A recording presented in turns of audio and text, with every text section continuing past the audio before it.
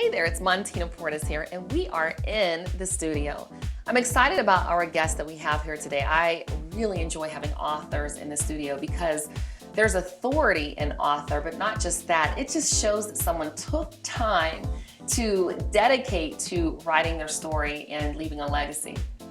Our special guest today is author Phylisia Slim. She goes by the name of Phylisia Slim and was born and raised in the streets of New York. She's been living here in Atlanta for a good 10 years now, and she's been writing for about 7 years. Phylisia, welcome to the show. Thank you, thank you. So we're glad to have you here, and you look beautiful, by the way. So I know that you're a model as well. Yes. Yeah, you can tell just by seeing her. She's beautiful height. She's gorgeous.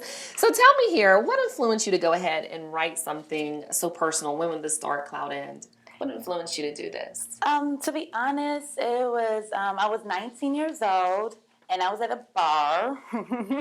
That's okay. And yeah, you all do that. And I met this nice gentleman. He was an older man, but he kind of persistent, wanted to know what was wrong with me at the bar, wouldn't leave me alone. Mm-hmm. And I finally was like, I don't even know you. You don't want to hear about my problems. It's okay. Like, leave me alone. And he said, I'm here all night. Shoot, I'm ready. I don't have nothing better else to do. I want to hear it from start to finish. Wow. And I just vent everything to him. And after that, he said, you write poetry, don't you? And I said, yeah. He said, have you ever thought about writing a book? I said, oh, no, I can't do that. Poetry and a book is two different. No. And he said, look, I'm going to help you.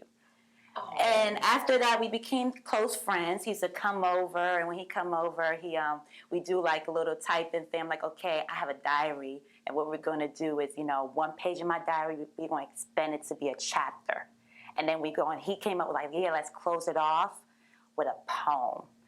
Wow. And we did that. I wrote 2 chapters before he disappeared out of my life. I never see, up to date, I don't know where he's at. I don't know anything.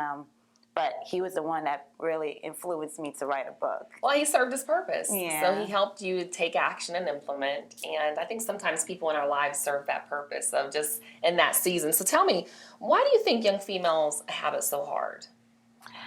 Ooh. To be honest with you, I think it's mainly, it could be the parents. Young females, it's mainly the fathers. I have to be honest. It got to be the fathers. My father left me when I was 9 years old. Mm-hmm. And the way he left me kind of, it gave me bitter and anger more.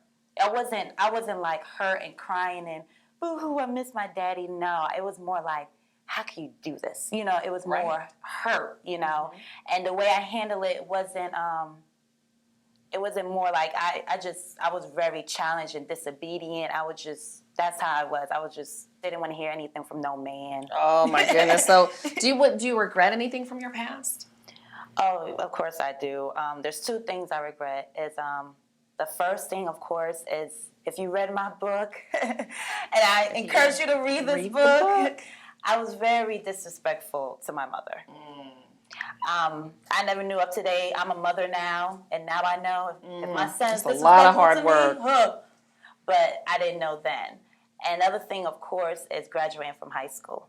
Now I'm an emotional wreck. If I go to any graduations, I'm a crybaby. Oh. I don't like graduations now. I never got that privilege to experience. It's a very emotional part for me. So those are the 2 things I regret. Now, who inspired you to write this book? Just give us a quick 30-second summary about it and who inspired you to write the book. Of course, his name is Paul Avery. That's a gentleman I met at the bar. What it is a poetry autobiography book. Mm-hmm. So basically, it's about my life. Nothing is made up. It's true stories, everything I went through. But at each chapter, I ended with a poem. That's what makes it unique. So Phylisia is more of the poetry side, while Slim is like more of the character in the book.